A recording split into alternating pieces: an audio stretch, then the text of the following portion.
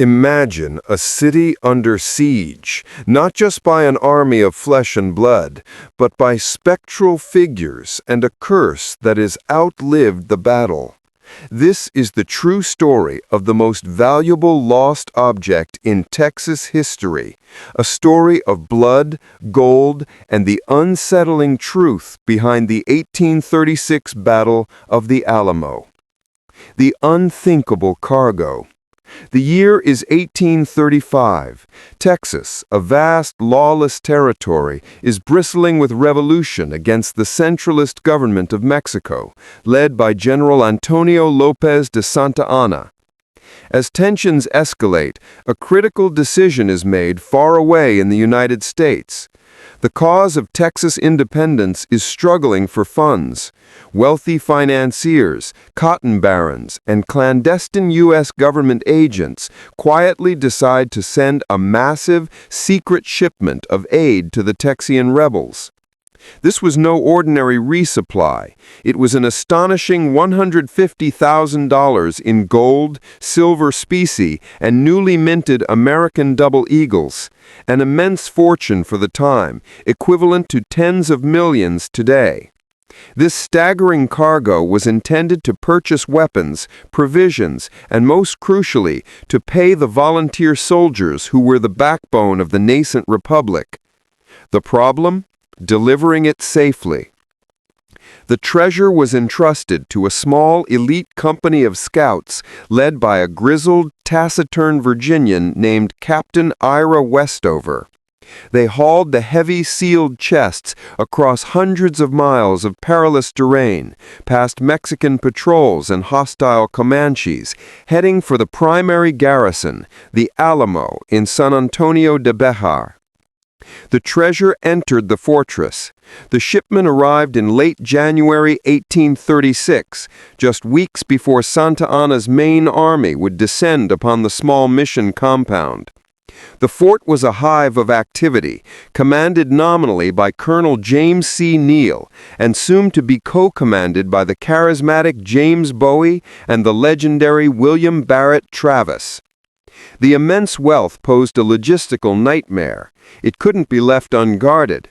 Travis and Neal, aware of the gravity of the situation, decided to secure it in the most protected structure within the compound, the sacristy of the old church, a small, windowless room with thick limestone walls, located behind the main altar. They bricked up the doorway, leaving only a small, camouflaged opening, accessible only by a secret signal. This treasure transformed the Alamo. It was no longer just a defensive post. It was the treasury of the Texas Revolution. The men knew they were not just fighting for a territory. They were defending the very financial future of their cause. The 13 Days and the Hidden Pact. On February 23, 1836, the siege began. For 13 brutal days, the defenders, numbering less than 200, held off Santa Anna's army of thousands. The true narrative, often omitted from simple accounts, suggests the gold played a silent, desperate role in their final days. On the 11th day of the siege, with Mexican artillery pounding the walls, Travis gathered his key commanders. According to contemporaneous letters, later recovered and authenticated in the 1930s, written by two survivors, Susanna Dickinson and Joe, Travis's slave, a final, grim pact was made. The Pact of the Alamo. If they could not survive, the treasure must not fall into Santa Anna's hands. They reportedly spent the night hours before the final assault, strengthening the sacristy's concealment.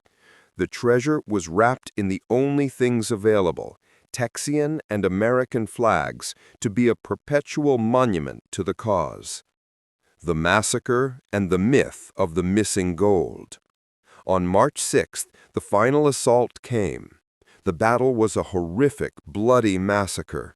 Every single male defender was killed. Santa Anna's army swarmed the mission, but they were not just seeking Texian fighters. They were seeking the renowned treasure they knew had arrived. Santa Anna himself sent detail after detail, including an engineer named Colonel Juan Almonte, to find the gold. They ransacked the officers' quarters, broke open supply chests, and even excavated parts of the compound. They found nothing. Santa Anna's fury was legendary. He believed the Americans had somehow spirited the gold away, perhaps through a tunnel, but no tunnel existed. The Texian cause was crippled, yet the gold was missing. Its disappearance fueled Texian morale later on, a whisper that the real prize of the revolution had been saved. The haunting of the treasury room. The mission's ruins were left abandoned for years, a scorched monument to sacrifice. But the tale of the hidden treasure was followed by an even stranger series of documented events. When the U.S. Army finally took control of the site in the 1840s, soldiers posted guard duty in the old church reported consistent and verifiable phenomena. Chilling cold spots. Guards reported specific areas, particularly near the former sacristy behind the altar, that were inexplicably cold, even in the blistering Texas summer. The whispering siege.